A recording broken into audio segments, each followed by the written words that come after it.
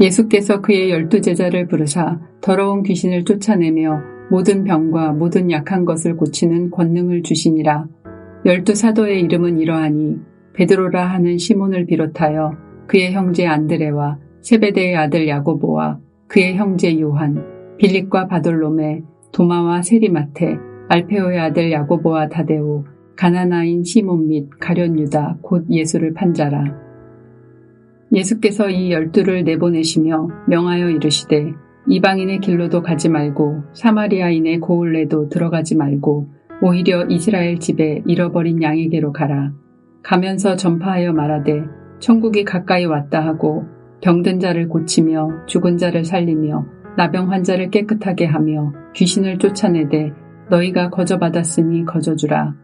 너희 전대에 금이나 은이나 동을 가지지 말고 여행을 위하여 배낭이나 두버롯이나 신이나 지팡이를 가지지 말라. 이는 일꾼이 자기 먹을 것 받는 것이 마땅함이라.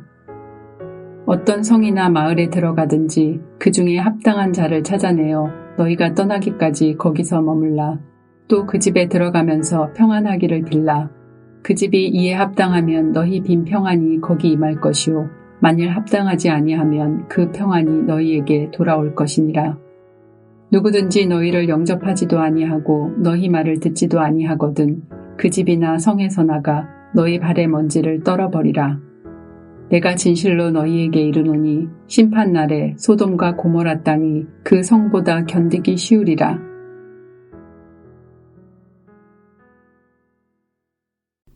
하나님이 선지자들을 통해 예언하신 하나님 나라, 즉 천국이 권능으로 그들 가운데 임하였음을 8장과 9장에서 보여준 후 9장은 추수할 것은 많되 추수할 일꾼이 적은 상황임을 드러내면서 마무리를 합니다. 이 일을 위해 예수님은 이제 12제자들을 천국의 전도자들로 파송합니다. 그런데 여기서 예수님이 굳이 12제자로 구성하시고 마태는 그들의 이름을 일일이 열거하는 이유는 무엇일까요? 그것은 이 12제자들이 이제 하나님 나라를 이루는 새 이스라엘의 12지파를 상징하기 때문입니다. 예수님은 이 12제자들의 전도를 통해 장차 새로운 이스라엘 백성들을 세우실 것이기에 지금 이들을 훈련하는 차원에서 파송합니다. 지금까지 제자들은 예수님과 함께하면서 하나님 나라를 직접 목격하고 체험하였습니다. 그렇기에 그들은 어떤 사람들입니까? 예수님을 통해 하나님 나라가 임하고 있음을 직접 체험한 증인들입니다. 증인은 증거해야 할 책임이 있습니다. 예수님은 12제자들이 전도해야 할 대상에 대해서 이스라엘 집에 잃어버린 양, 즉 유대인들에게만 전도하도록 제안하였습니다. 갈릴리 지방에만 전도하고 위쪽 이방인 지역이나 남쪽 사마리아 지역으로 가지 말라고 합니다. 이것은 이방인들을 무시해서가 아닙니다. 이 사역이 12제자들의 첫 사역이기에 훈련의 성격을 가지고 있고 다시 곧 돌아와서 예수님과 함께 계속 사역해야 하기 때문에 멀리 갈 수 없어서 유대인들에게만 먼저 전하도록 하신 것입니다. 그렇다면 제자들이 전도해야 할 내용은 어떤 것입니까? 예수님은 천국이 가까이 왔다고 선포하면서 그 증거로 병든 자를 고치고 죽은 자를 살리며 나병 환자를 깨끗하게 하고 귀신을 쫓아내는 일을 하라는 사명을 주셨습니다. 예수님이 언급하신 천국이 임한 증거들은 이미 8장과 9장에서 예수님이 하신 사역들입니다. 자신들이 보고 체험한 것을 그대로 따라하라는 것입니다. 잘 보십시오. 이 일은 단순한 전도가 아닙니다. 어떤 행사를 떠맡아서 해야 하는 의무가 아닙니다. 예수님 안에서 임한 하나님 나라의 실체를 자신들 안에서도 임하고 있음을 그들 스스로 체험하는 일이었습니다. 얼마나 영광스러운지 모릅니다. 예수님의 사역이 제자들을 통해 확정되고 예수님의 사역으로 증거하는 일이었습니다. 종종 교회나 혹은 성도들은 전도를 너무 부담스러운 사명으로 간주할 때가 많이 있습니다.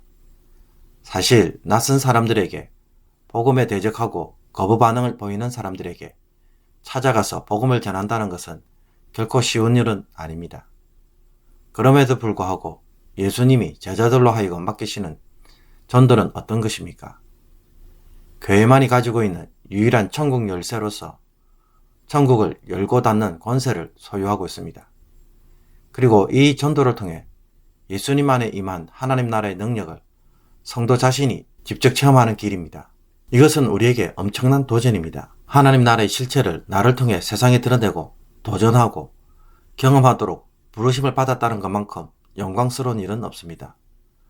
만약 우리가 이것을 다른 사람의 몫으로 돌리거나 혹은 억지로 해야 할 의무로 간주하면 어떻게 됩니까? 예수님이 12제자들을 세운 목적이 상실됩니다. 우리가 존재해야 할 이유가 사라져버립니다. 교회가 모이기는 열심히 모이지만 천국 복음의 능력을 상실한 이유가 있다면 다른 것에 있지 않습니다. 순종해야 역사가 드러나는데 순종은 하지 않고 자꾸 은혜와 복을 받으면 혹은 시간이 되면 하겠다고 그 순종을 미루기 때문입니다. 우리 주변을 보십시오. 나 자신뿐만 아니라 천국에 구원하시는 능력을 체험해야 할 사람들과 일들이 얼마나 많은지 모릅니다. 다시 세워야 할 무너진 삶들이 너무나 많습니다. 기도할 것도 너무나도 많이 있습니다. 죄로 인해 고통받는 삶의 현장을 매일 눈앞에서 목격할 때마다 예수님의 구원하시는 능력이 치유와 회복으로 그들에게 임하도록 하나님의 자비와 긍휼을 선포하는 일은 얼마나 아름답고 귀한 일인지 모릅니다. 이 세상에서 이 일을 하도록 특별하게 부름을 받은 사람들이 누구입니까? 누가 이 일을 하도록 셈을 받은 것 같습니까? 나 자신입니다. 12제자들이 전도를 할 때 예수님은 금, 은, 돈 같은 돈을 전대에 넣지 말고 배낭이나 두보롯 그리고 친이나 지팡이를 가지지 말라고 합니다. 전도 여행을 하면 여러 곳을 돌아다녀야 하고 무슨 일을 만날지도 모르는데 그래도 최소한의 재정적인 준비를 해야 하지 않겠습니까? 그러나 예수님은 제자들로 하여금 그런 준비를 아예 하지 말도록 합니다. 왜 그렇습니까? 그 이유는 제자들을 부르시고 보내시는 예수님이 순종하는 제자들에게 그들의 쓸 것을 모두 책임져 주실 것이기 때문입니다. 이는 일꾼이 자기의 먹을 것 받는 것이 마땅함이라.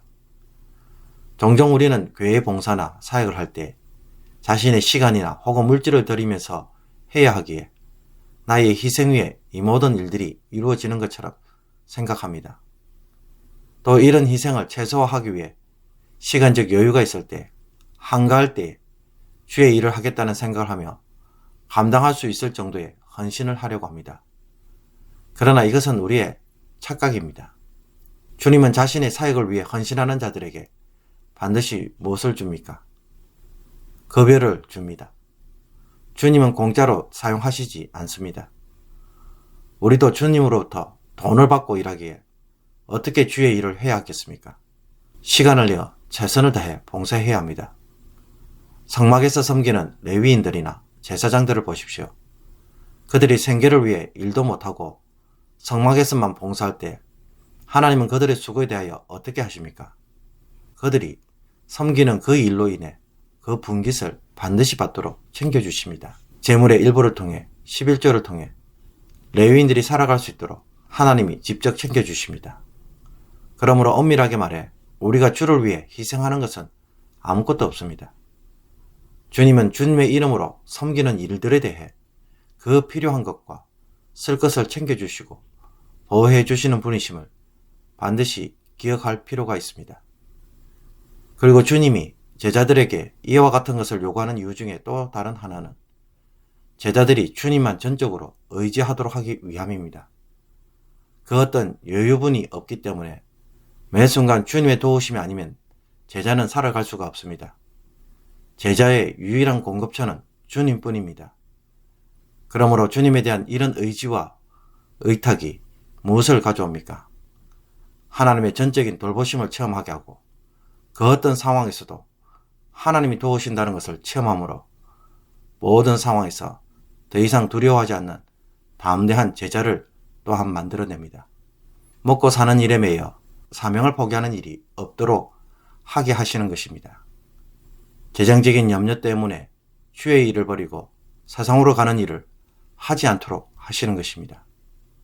그러므로 먹고 살기 위해 다음에 주의 일을 하겠다고 미룰 것이 아니라 순종을 통해 하나님이 얼마나 세밀하게 챙겨주시는지 먼저 배워야 할 필요가 있습니다. 이 체험이 있으십니까? 하나님은 정말로 신뢰할 수 있는 그런 멋진 분이십니까? 주님을 중심으로 살 때 주님은 나의 쓸 것을 친히 공급하시는 분이신지 오늘 주님의 일을 우선순위로 하는 것에서 다시 체험하고 누릴 수 있는 복된 날이 되기를 원합니다. 기도드리겠습니다. 하나님 아버지, 우리를 향한 하나님의 사랑이 얼마나 풍성한지 오늘 하루 체험하는 복된 날이 되게 하여 주옵소서. 세상이 천국 복음을 얼마나 목말라 하는지 볼 수 있는 눈을 주시며 천국이 임하였음을 선포하고 치유와 회복, 자비와 긍휼을 베푸는 사역을 통해 권능으로 우리 가운데 임하는 것을 우리 스스로가 체험하게 하여 주옵소서.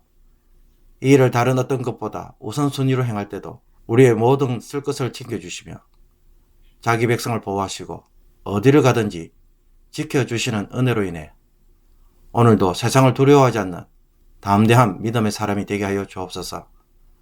먹을 것과 입을 것과 쓸 것으로 인해 더 이상 세상에 매이는 심령이 되지 않게 해주시며 천국의 복을 오늘도 누리며 살아가는 모든 성도들 되게 하여 주옵소서.